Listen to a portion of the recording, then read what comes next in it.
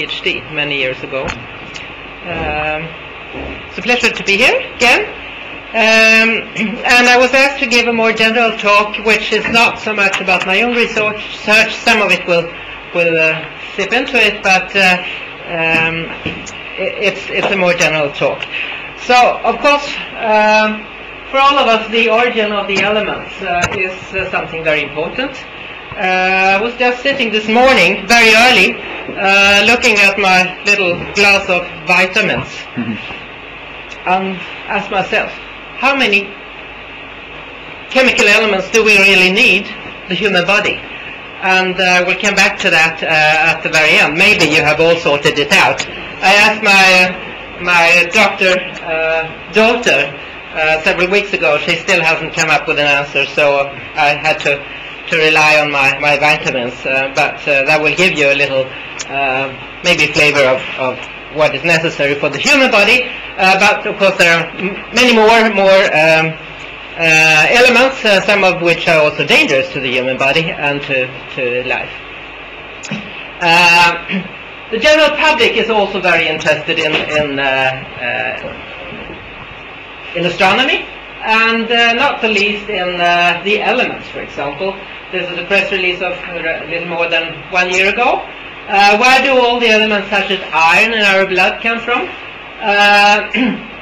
Astronomers say they come from thermonuclear reactions in hundreds of millions of stars that burn at high temperatures in our galaxy. And good collaborator and friend, Peter Hartmann, answers that life depends on stars, creating the elements we so desperately need. So maybe we should have a look at, in the universe, where the elements are created and which processes that actually make them. And here we see a little snapshot of various areas of the universe. Some of it is very distant, like these. Or maybe there is a pointer somewhere, or well, like the more distant galaxies with very high redshifts up here. This is a galaxy which is not our own, but it could have been our own if we had been able to see it from the outside. Well, I can do with my fingers. And then we go a bit closer to home, which is our planet Earth, and which elements are there. And then, of course, it's not only the chemical elements as elements, but the molecules that are in our body. So, what are the processes that make the elements? Well, I understand that some of you are not astronomers, so for the astronomers it might be a bit basic, but you can just relax. And Big Bang created some of the elements. The first ones actually, stellar nucleosynthesis, did it too. The explosive nucleosynthesis is necessary for the heavier elements, chemical elements. And then I will talk a little bit about the first stars, a project that I've been involved in myself, and these are observations of very metal-poor stars that have around 1/10,000th of the heavy metal content as compared to our sun. And then later generations of stars, which is our large survey of solar mass stars. But later generations. And then I would like to all of us to think about those two points in at the very end.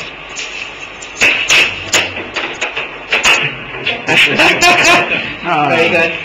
So well, this is what we all learned at school, but I think it's interesting to look back to what all the elements are. And as you will see in a little while, only the first 3 elements were created in the Big Bang. The rest has come later, and the rest was created in or by stars up to iron. And then we need some kind of explosive. Then we need to actually contribute energy energy is made up to Fe for the synthesis of nuclei, but later on we need some kind of explosive process.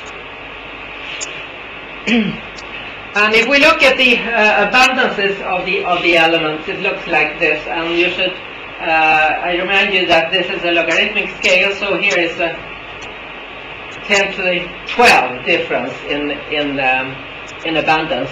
And of course the most abundant element is hydrogen, followed by helium, and then we jump all the way down here, and this is the atomic number, the number of protons, all the way down here to lithium, beryllium, boron, and so on, and then we see various abundances. But it's a factor of a very large factor, as you can see. 10 to the 10 in abundance between the heaviest elements, or actually almost 10 to the 12 between hydrogen and the heaviest elements. So they are in fact very rare. All those stars have been working hard to make more and more heavy elements, but percentage-wise, it's not very much that has happened. Just one slide on the historical context. It's actually not been known for a very long time that the elements were made in stars. It's only around 50 years ago since Burbidge and Hall came up with the idea, Fowler also of course got the Nobel Prize, is that the elements were made up in stars by some kind of high temperature process. Before that it was not known at all really. So in the Big Bang, come on in. Some of the elements were formed by fusion in stars. Of course, the Big Bang was not known or very well established 56 years ago. And then we have supernova that are necessary for the heavier, and that's called the Newton capture process. And there are actually two such processes. For one, an explosion is necessary, but also in later stars at later evolutionary stage, as in giant branch stars, they make the slow neutron capture. But you need to anyway. The idea is that neutrons are added to the nuclei by the slow or the rapid process, and we'll talk a little bit more about that later on. Cosmic rays also contribute a little bit, but not much really. But some of the lithium, as we could say. Radioactive decay, of course, some of these very rapid phases or rapid neutron capture processes lead up to radioactive elements like uranium and thorium, and then the new elements are created at lower mass, but by radioactive decay. Of course, we can use this radioactive decay as a tool when we study the evolution of even the universe, because we can use it for each determination. So the Big Bang Theory predicts certain things, and the way I used to, where I do work, is to work with people who make theory and to test it. So in this case, the Big Bang Theory predicts that the universe expands. Well, other people have proven that by the Hubble expansion law. It predicts that the cosmic microwave background is there, and also even some temperature.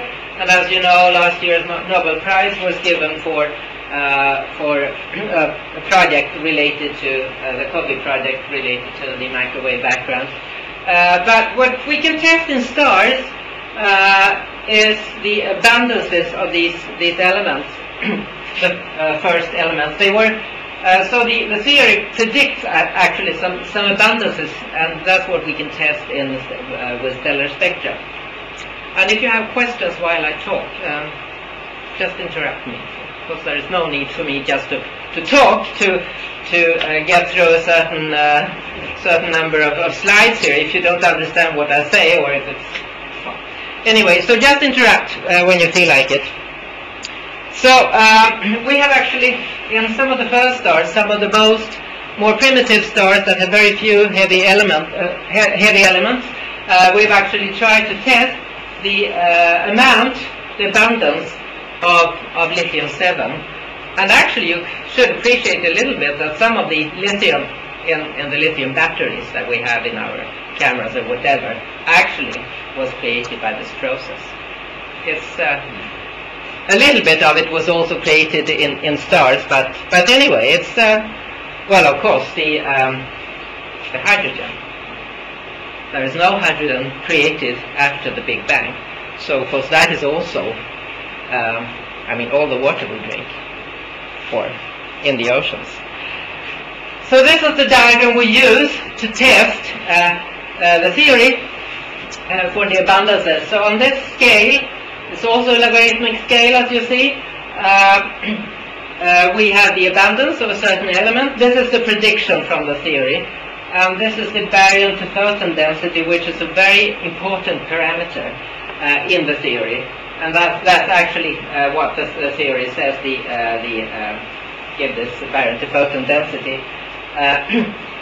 So in sort of numbers, if we don't take it logarithmically, for each so many hydrogen atoms, we get 150 of lithium, so it's not very much. I actually was a little bit astonished when I made this, because, you know, a logarithmic scale, it doesn't look like much, but anyway.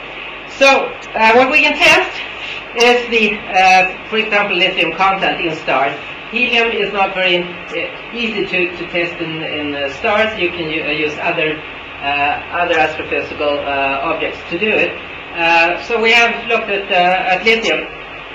So the idea is that we determine some kind of lithium abundance. So it's on this scale, and get a value here. So if the lithium abundance is here, we can directly read on this graph what the baryon to photon density should be. However, if we determine the abundance to here, we have actually several values to choose between for the baryon to photon density. So that's problematic. But we can couple it with the otherwise measured helium abundance, helium-4 and helium-3, and then try to and deuterium as well, and then try to make sense of it. So of course we have only one baryon to photon density, and they all must agree at some point. I mean, yes, maybe not in our measurements, but then we have to find a way to do it. So here's the same plot actually, just in a little bit different presentation. But this was a couple of years ago, very few actually. The problem, of course, with measurements is that they always have uncertainties. So this is maybe like 1 sigma uncertainty for the helium. This is the helium abundance. Helium is always a Y. This is deuterium to hydrogen, and these are the measurements, and this is maybe the 3 sigma area of the uncertainty. I mean, the uncertainty, of course, of the measurements is on this scale, because you measure the abundance, and then it leads to. So if the uncertainty is this much, of course it leads to this uncertainty in the baryon to photon density, and then of course you have a very uncertain value. But the idea is then that you must get as a result just one value. And we have for the moment a big battle about it, because the stellar lithium to hydrogen does not fit as measured. However, there are ideas of some astronomers from Uppsala to solve this by some processes interior in the star, where they propose that some of the lithium actually, although we didn't think so, is mixed in the stellar atmosphere, and therefore what we measure was not the original. Anyway, so the cosmic microwave background, it has to do. Yeah? The old stars are relatively low mass stars, otherwise they wouldn't be old now. And so it's below a solar mass, something like so around the sun, yeah. And these stars are fully convective in the early phases, so they will lose lithium by nuclear burning. They will lose lithium by nuclear burning already in the. Some of those giant stars that we have measured are not supposed to have a convective atmosphere. No, but I mean in the early phases. In the early phase, well, that's what Andreas Korn et al. have claimed.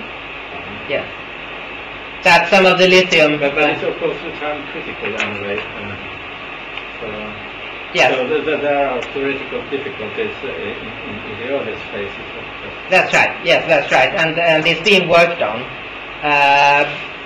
So I will come to that a little bit later. The value of the baryon to photon density that the WMAP results give don't fit for the stellar, and that's why we have this discussion.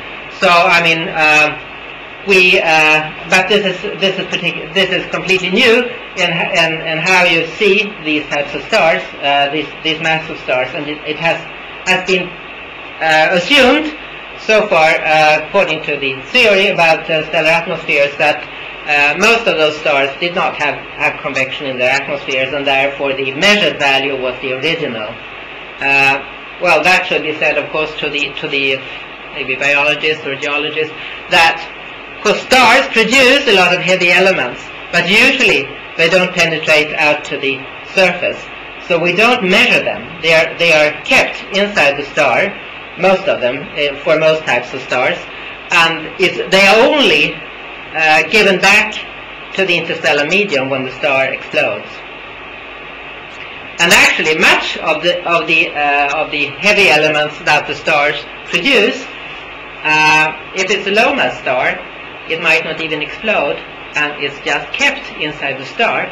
So many of the heavy elements that are in the universe produced by the stars are actually locked up in dead stars, and they don't contribute anything to the cycle of production of elements, explosion, and then when the explosion gives back the heavy elements to the interstellar medium, new generations of stars are born. We should actually also think about that many of the heavy elements are locked up in stars and will never contribute. Well, maybe in 50 or so more billion years, we don't know, but that is rather uninteresting right now. But I don't think I will talk much about this.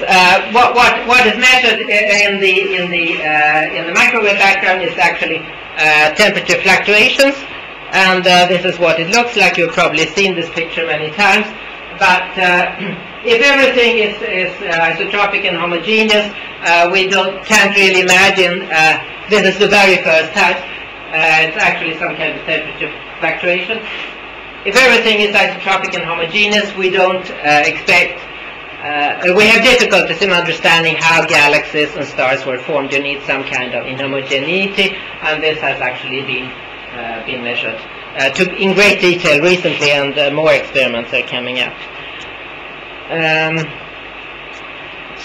This is just what I said, that the Nobel Prize was given here in Stockholm only a very short time ago for the discovery of the black body form and anisotropy of the cosmic microwave background radiation, based on measurements on a previous satellite, the WMAP, but they proved that there is such background radiation, and that it has fluctuations in it. And this is the plot of, now we go back again to the measurement of lithium, which I said was crucial to how we understand the Big Bang. So here we have actually, these are stars measured for their lithium abundance. And this is we use this in astronomy. It's a logarithmic scale of the iron abundance. So this is the solar iron abundance. This is 1/10, 100th, 1,000th, and so on. So these are very, very early stars in the chemical evolution. And what we have are some measurements here. This value is fairly easy to measure. And then when we get up to the solar values, we get a large spread. But what was important, this was discovered already maybe 30 years ago by François and Monique and François Spitz, that the earlier stars seem to have almost a constant lithium abundance, and this is actually one problem with the theory that you talked about, Göran, that if it's so that it's destroyed by convection, it's very strange that this happens, that it goes back to the same value for all of these, for this, which can also be seen at some kind of time. So that has to be explained, and that's one. But I mean, new ideas are welcome, and we have to sort out how much of the new ideas that are the whole explanation, or maybe we have to go take both the old hypothesis and the new one, and then we can understand it better. And the big spread here in solar type stars actually comes from cosmic ray spallation of lithium. So new lithium is actually created by cosmic rays in stars, so therefore we get a higher lithium value. So some lithium is actually created in the universe, and this was what Göran talked about also. Actually a lot of lithium is destroyed because of convection in the stars, because lithium cannot survive high temperatures, so when the temperature is too high, the lithium is destroyed. To get that, yeah. What is the detection level that, if the line is weak, then there is of course a limit how little you can detect. Is that put by the lowest dots there in the diagram? Or could you measure if it's 10 to minus 11 instead? Oh, you mean here? I mean the lithium abundance. If it were 10 to minus 11, could you measure the detection level? Could you see it? It depends on the quality of spectra. I mean, we haven't had these high resolution spectrographs for a long time, like the ESO-UVES spectrograph. And also it's very difficult to measure this line in many types of stars because there are blends with molecular lines and so on. Well, you can see here, you can measure it down to 10 to the halfway between minus 10 and minus 11. But of course there is a limit to how few atoms in a stellar spectrum that you can detect, of course, yes. So there is some kind of detection limit there. So now we have only gotten this far, up to beryllium here. So I think we have to speed up a little bit. Fusion in stars. There we use helium to go up to iron, and actually some helium is also created in stars. And then we need fission to go up all the way to uranium or further.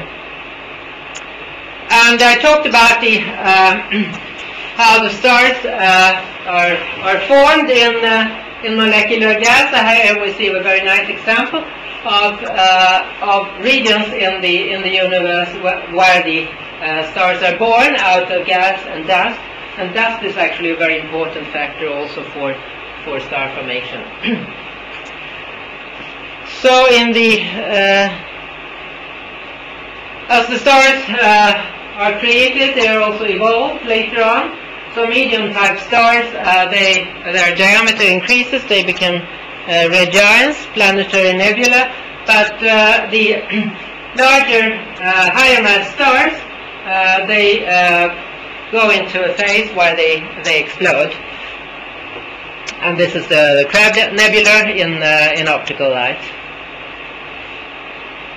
It's just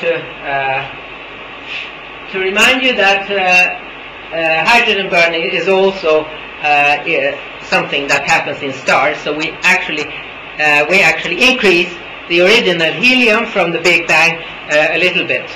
Does anybody know how much we have increased it since the Big Bang?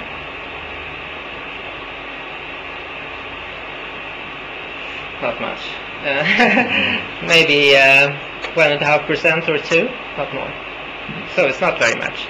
I mean, all these stars have been working so hard for so many billions of years, and they still haven't managed to increase the overall metallicity in the universe very much. Although, I mean, we can see here on Earth that many of the heavy elements, all the metals we have, is created in stars. So there's a lot around us on planet Earth.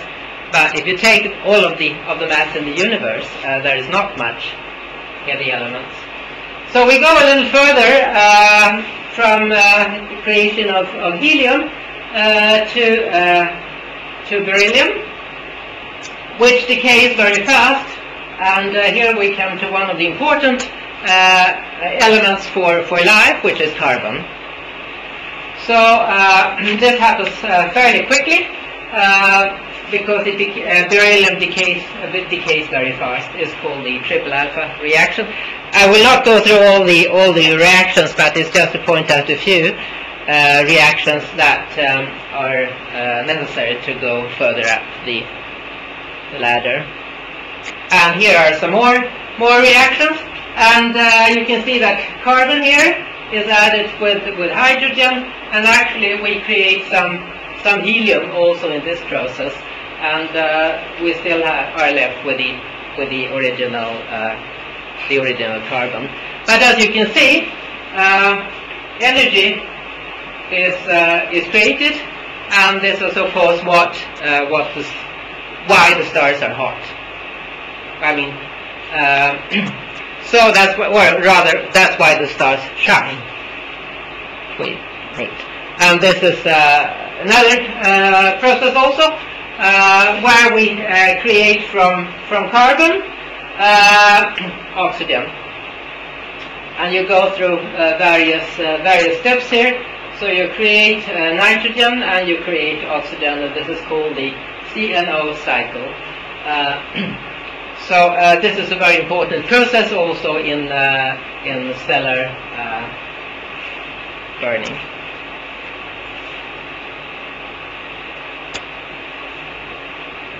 This process that I just talked about, there helium plays an important role.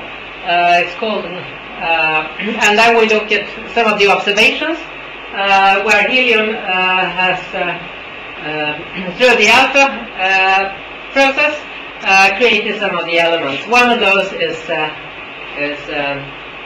manganese, and these are some very metal-poor stars. It's hundreds of solar metallicity, and this is a 10,000th of solar metallicity. And as I said before, these observations have not been possible until just recently to any degree of accuracy. Around 10 years ago, this diagram looked like a big scatter plot. And a number of us were very curious why it was so, because, as I said before, the elements are just sent out to the universe by the explosions, and some of the explosion, and of course various elements and various amounts of elements are formed in various quantities in the various mass stars. So therefore, a scatter plot could mean that what we see is that the various supernovae through the time have produced various amounts of elements, and therefore you can, or it could mean that it was very unmixed. Now these are stars in our galaxy, but we don't expect that our Milky Way is very different from other, and the stars in our Milky Way are very different from other galaxy stars. And of course, it's not just that we expect, we can see it, we can observe it. But here we see examples of that these relations are in fact very tight. These crosses here are the error bars on the measurements. So as you can see, they are very, very accurate measurements. And so there is another alpha element where we see that they all basically have the same. So it can mean two things: either that all the processes produce the elements in the same amounts, and also that the interstellar medium from which the stars were made of was very much mixed in our galaxy, because these stars were not born at the same place in our galaxy. They are born in various places in the galaxy. So it's also all logarithmic, right? In the vertical. Yeah. These brackets they mean the iron to hydrogen abundance logarithmic measured in the star minus the iron to hydrogen abundance of the sun. So we take out the solar value. That's why the FE over H for the sun is just 1. Thank you for pointing this out. So it's the logarithmic value again. Yes. But in the vertical, there's no normalization with respect to the sun, right? Yeah. Is it all? None. It's a small. No. Yeah. Excuse me. So there's more calcium than iron. You divide by iron here. Yeah, but is it in comparison to the sun on that axis, or is it straight to the logarithm? This is. If the ratio is bigger than 1, therefore the logarithm is positive. So that means there's more calcium than iron, right? If it's not related to the sun, solar value. So what is it then? No, it's just the. It's more calcium than iron. Yes. Is that correct? No. No, it's not. Well, this is just the abundance. Yeah, that's measured. And the solar value is what is the ratio there? Oh, the solar value. Maybe I have it on another plot. I'll see. Calcium, or is it? Yes, it calcium. There's one point, of course, at 0. So that's the solar value then. You see, there's one cross at. Yeah. Oh, is it? No, the sun. Oh, but the sun is here. Yeah. Right.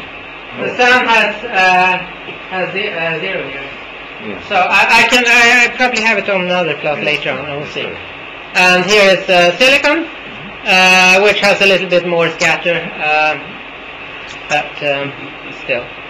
And here is another alpha element, is titanium. So it looks as if the interstellar medium was well mixed in the early times. However, there was a press release yesterday that said that it might not be so in all the phases of the history of the galaxy, but those were for more metal-rich open clusters. But so it also tells one other interesting thing, and that is if the most metal-poor stars were, well, they must have been formed out of the stuff that the earliest generation of supernova gave. So this earliest generation of supernova essentially the same kind of nuclear synthesis. Yes. I mean, in supernova models, it's not. Yes. And actually, even one more thing. It tells that it's not known what the first stars look like. If there were solar-like stars, and now I'm talking about the very first stars, because, well, if you think what I said before, this star, for example, what we measure is not what the star has produced, we measure what the previous supernova explosion did, because the star was formed out of the interstellar medium. So it's actually one generation back. And then the theory is that various masses of supernova produce various abundance ratios. But if they all show the same, the supernova up to this point must have produced similar abundances. And of course then we need to talk about several types of supernova. We have the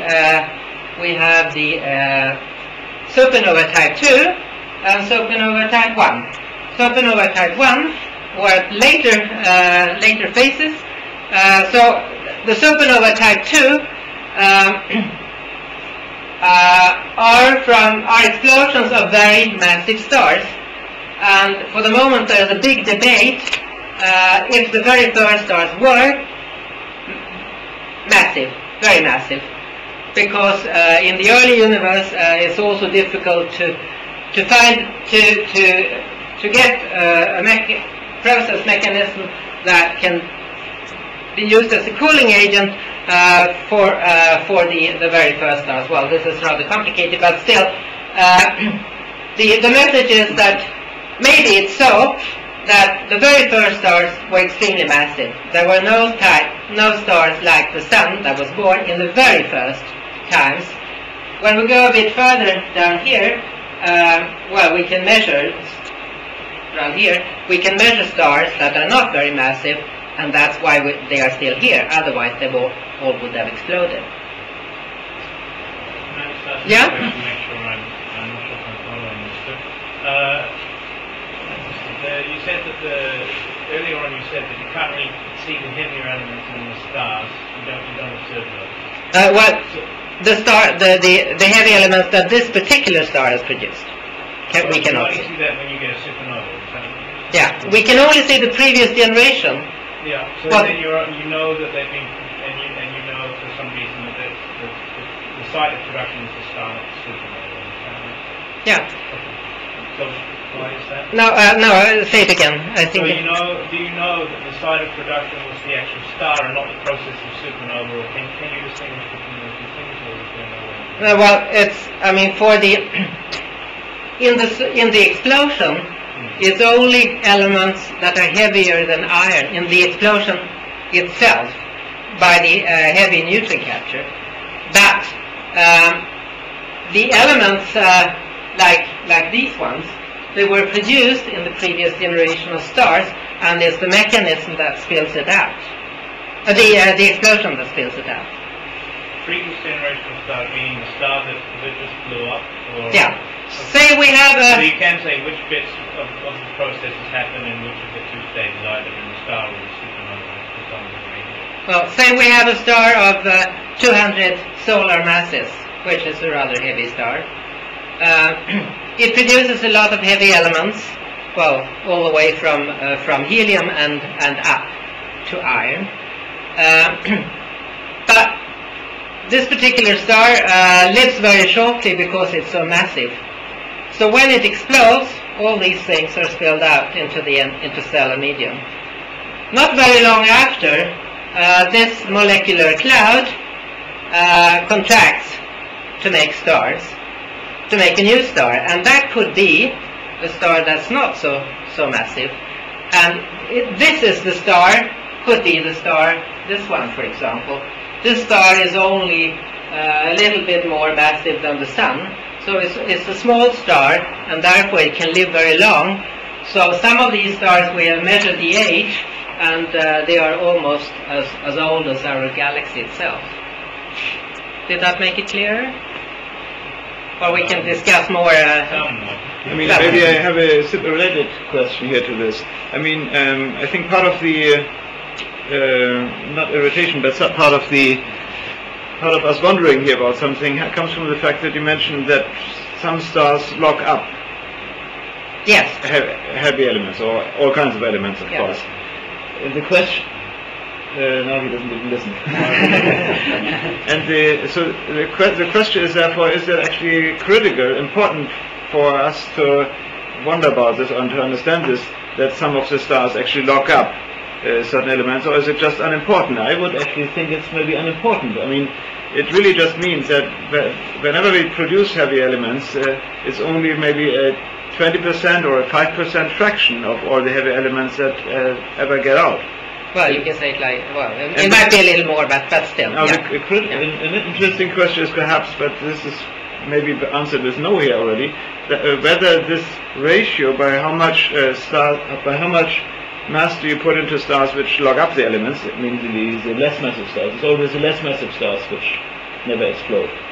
So less than 2 solar masses.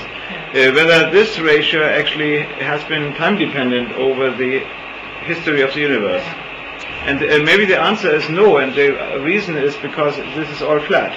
Would that be a valid interpretation, or is that too much? I don't think we know that, but nowhere actually in our galaxy have we measured. I mean, this goes back to how many massive stars there are born, and how many in the molecular cloud, how many massive stars are born, and how many low mass stars are born. And this is a function that actually seems to be valid for most regions of our galaxy, and it seems to be valid for what we can measure in the universe. However, in the very, very first times, it might have been different, because otherwise, you actually from just helium and hydrogen, you cannot actually form a low mass stars. Theoretically, somebody is probably working on this here. So they've not been able to produce a model for how such a star, because there's something with cooling and things. So therefore, the belief, or to the best of our knowledge, I would say, only massive stars were born in a very, very first. But then, and then I talk maybe 100 or maybe 200 or 300, maybe even 1,000 solar mass stars. But that was during a very, very short time. Anyway, we can talk more about that maybe later. And here is some more of these processes, which I should probably not go into here. And this is red giant star's life.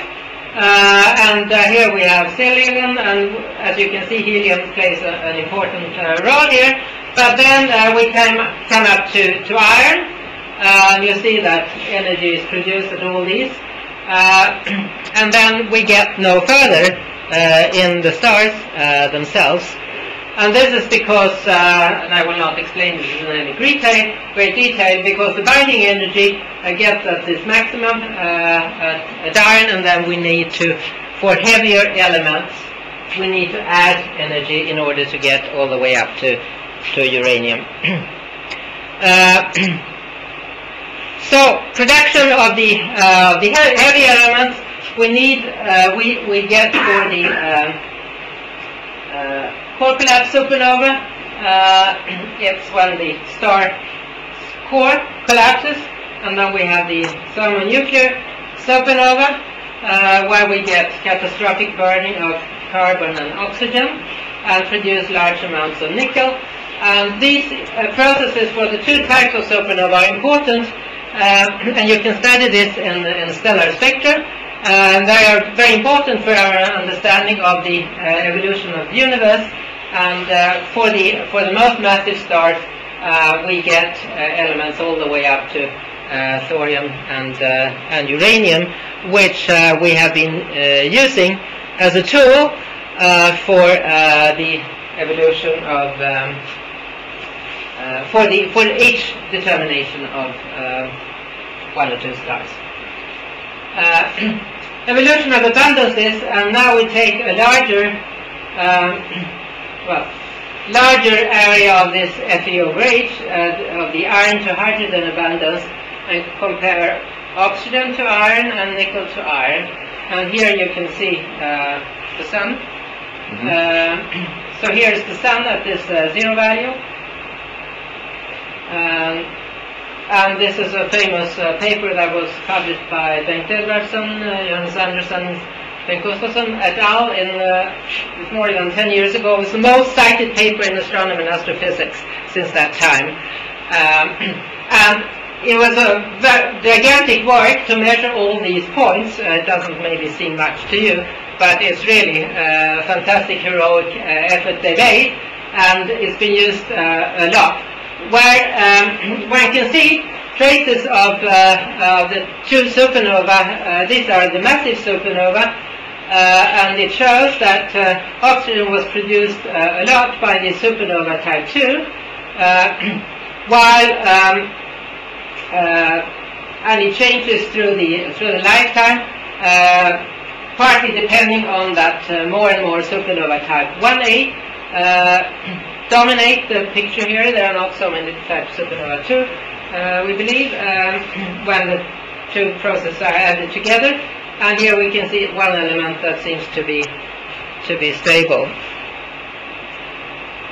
And I said that some of the heavier elements than iron can also be produced in the outskirts of stars. And these are two very nice pictures taken by the Nordic Optical Telescope, which shows planetary nebula, its late phases of stellar evolution. And this is actually where the slow neutron capture process takes place, which is so slow that there is not much decay. We have an element or a nucleus and add some neutrons to it, and this happens very slowly. So it builds up the heavier elements slowly, while for the more explosive type of build-up, where lots of neutrons are added very quickly, we get very high up in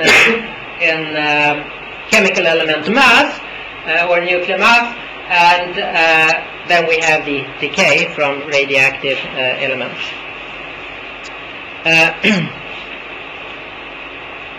This just shows, of course this is not what the star looks like, but it's a schematic view of all the elements that are used in various layers during a long time, and shows that we have an iron core that gets up when the star explodes, or if the star does not explode, it's just kept there.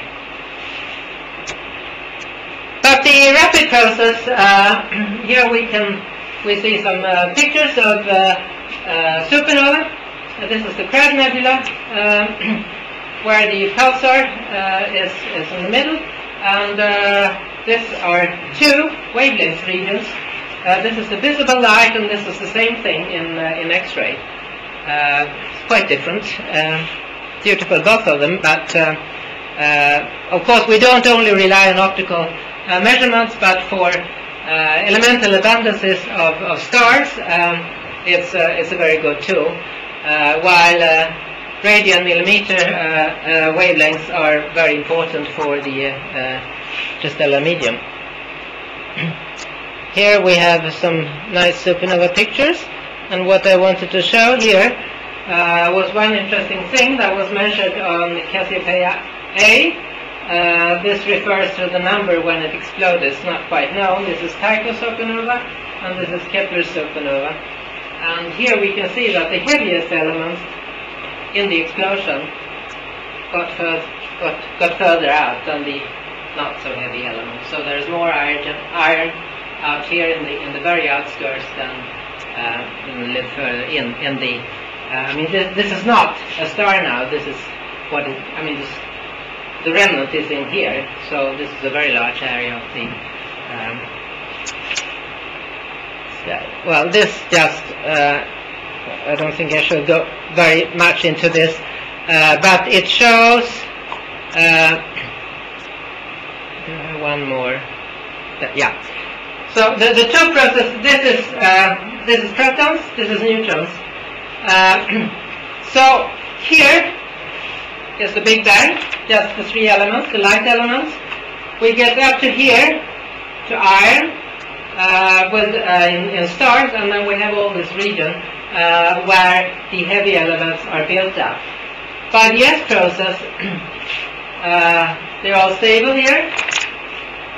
Some of them might be radioactive and fall back again to a lower mass, but what I wanted to point out is the R process. It goes up to basically in unknown not much is known about this area, really, but all these elements are radioactive out in this area of the diagram, and they decay back to a stable area where the elements in the periodic system are all.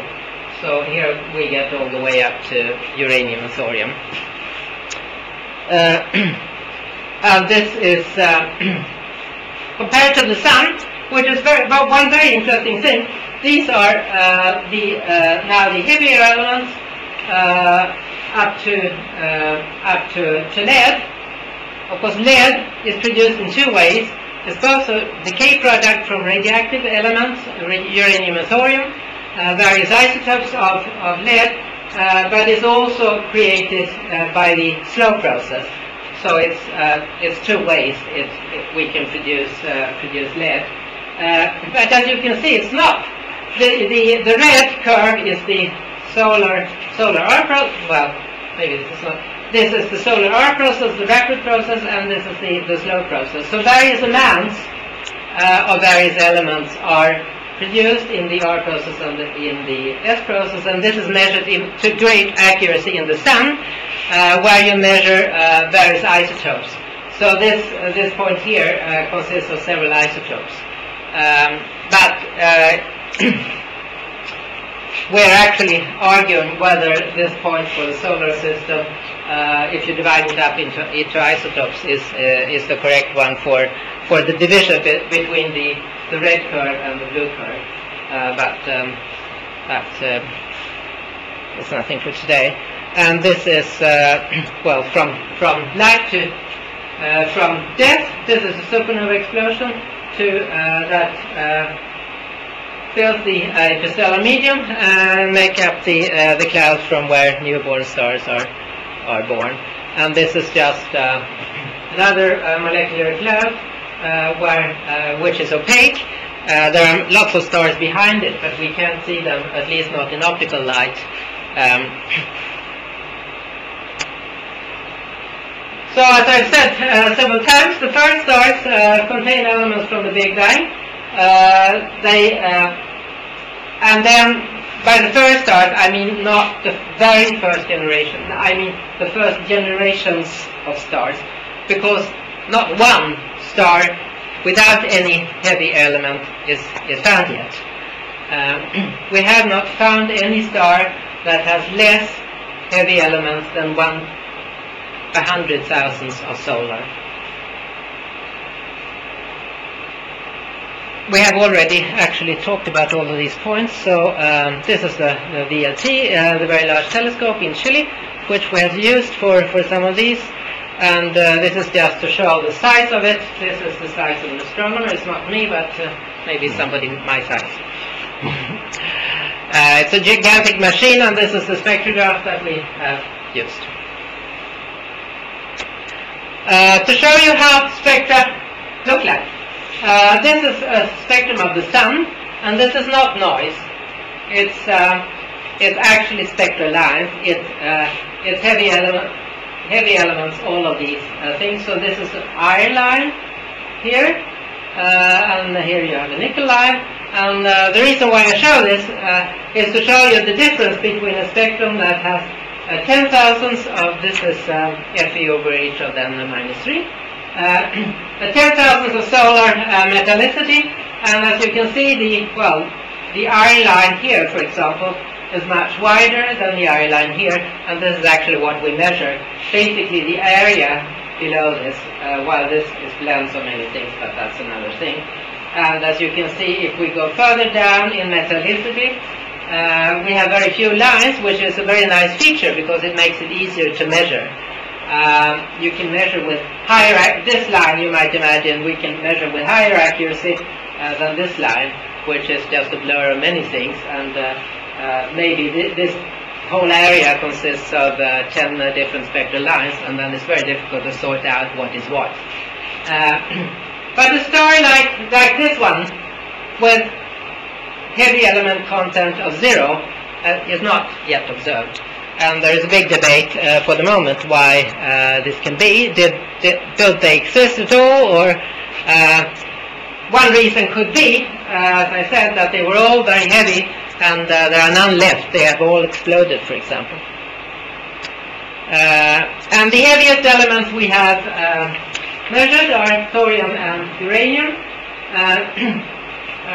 These are the heavy elements. This is the same diagram again, but plotted in. One of the stars that we have used for H determination. These are elements from barium and up, and they are all created by the R process, the rapid neutron capture process at explosions.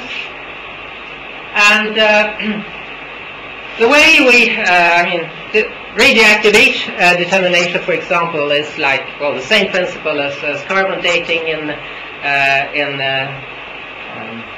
wood or whatever, living material or dead. You need to have a stable element, and the problem with these radioactive elements is to find a stable element, because we also need to know how much was produced from the beginning, and that's a task for nuclear physicists, theoretical nuclear physicists, to calculate, and it's very difficult to do that.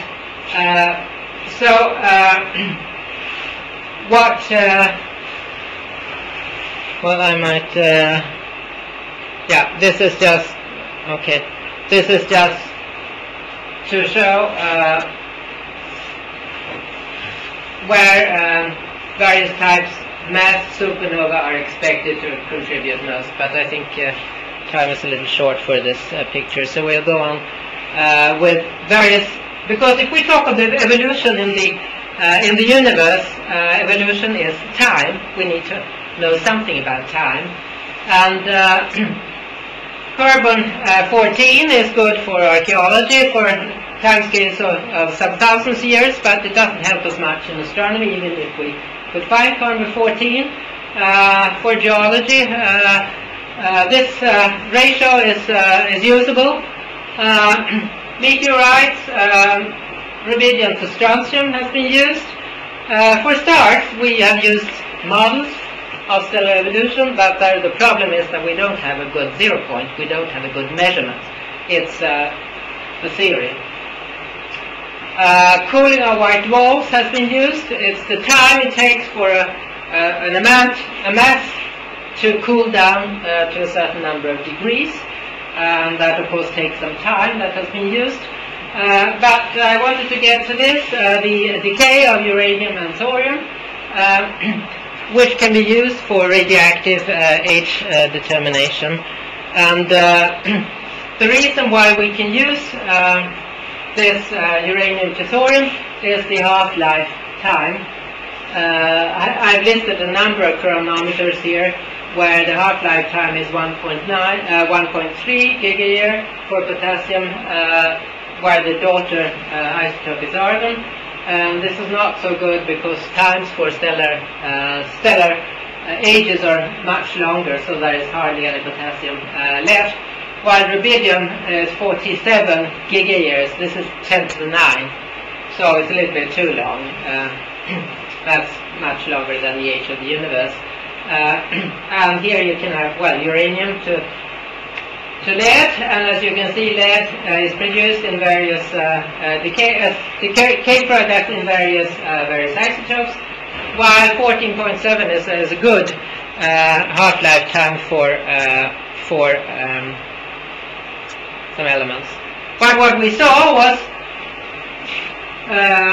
thorium lines. Well, the points here, the dots, are the measurements, and these other curves here are theoretical calculations of how much thorium in the stellar spectrum do you need to produce a line of a certain shape. And well, here you have various values. It's not so important, but as you can see, we could find one value here of thorium that, and this is the way we determine the abundance.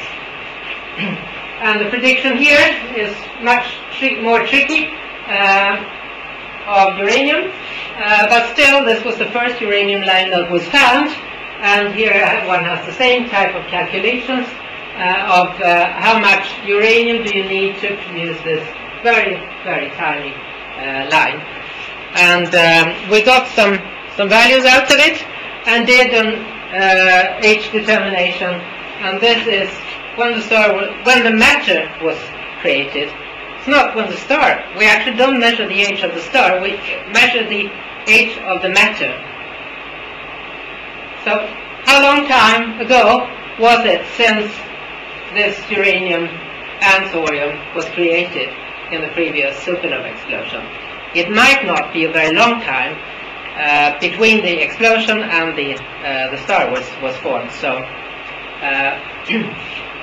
you can say that the age we measure for the star, then we call it the age of the star, is an upper limit.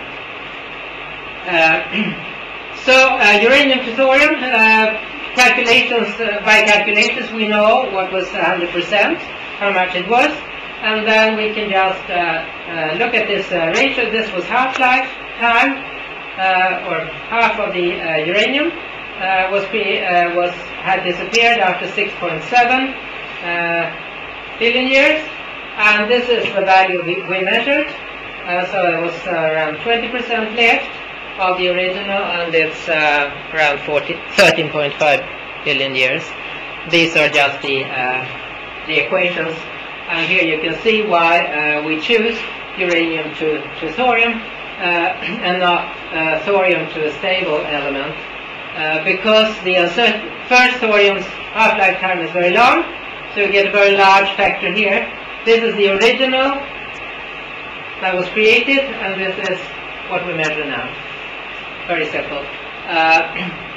The problem is to find a stable element, as I said, and therefore we ended up using uranium and thorium, because the calculated value according to theories is much more robust, because uranium and thorium are so close in the periodic system that the knowledge of the creation of this ratio is fairly good.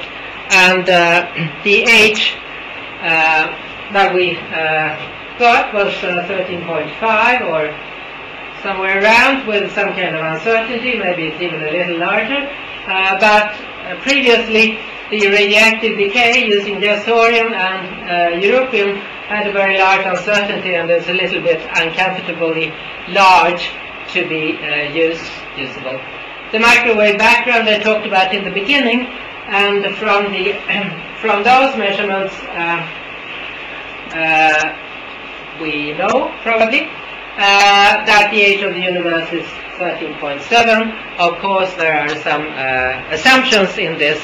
It's not measured as such. There are some assumptions, and of course, if those don't hold anymore, it might change. But that's to, I think, the best of our knowledge, and the expansion of the universe and white dwarfs give similar. And this is just from a local sample. It was mentioned before in the beginning. When we measure the age, now it's stellar evolution. So it's the models. I give ages of stars as a function of, so now you have the age here, and as a function of heavy element content. And as you see, seems to be a large spread here. But we have in solar neighborhood stars that seem to be very old. And they are not. These are solar mass stars around. I wanted to show this because it's the same stars, but it shows that during one galactic year, the stars that are at the point of the sun right now, very, very close to the sun, they're all only a few light years away. These stars move to fairly, this is where the sun is now, and where the stars are observed right now, or a few years ago. But during one galactic year, as you can see, they spread out a lot. So you can say that the solar neighborhood and the elements we see in the solar neighborhood, they have traveled very far, and they will travel very far in the galaxy. Yeah. So I wanted to, well, maybe I should just make this repetition that we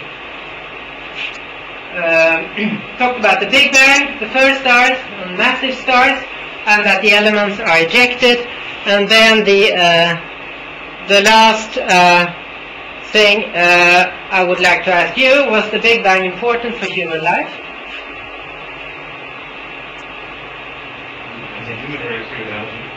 Excuse me, we would have no universe, but what about the elements? We can't live hydrogen. without hydrogen, for example. I don't quite know how important helium is, but the water we need is... and then, what about supernova? Are they important for human life? Yeah, but now, which elements? So I looked at my vitamin pills this morning, and of course they don't list everything that's important for human life, but what manufacturer of vitamin pills want to boast about are these elements: calcium, magnesium, iron, and all these. Look, so supernova are actually very important for our well-being, at least. I don't know, if you can live completely without maybe chromium, you might get ill. You will probably get ill. I don't know which disease, but that you can probably find out. So if you look at your vitamin pills, and you like to have a little exercise for yourself, you can find out which diseases you will get if we had no supernova explosions. And of course it's... I read in the newspaper that people who ignore taking these vitamin pills are more healthy. So. Exactly. Well, I'm not talking about actually vitamin pills, but I said the manufacturer thinks that these elements are important for our life because it's not, vitamin pills are not the only way to get these elements. You get it through your food.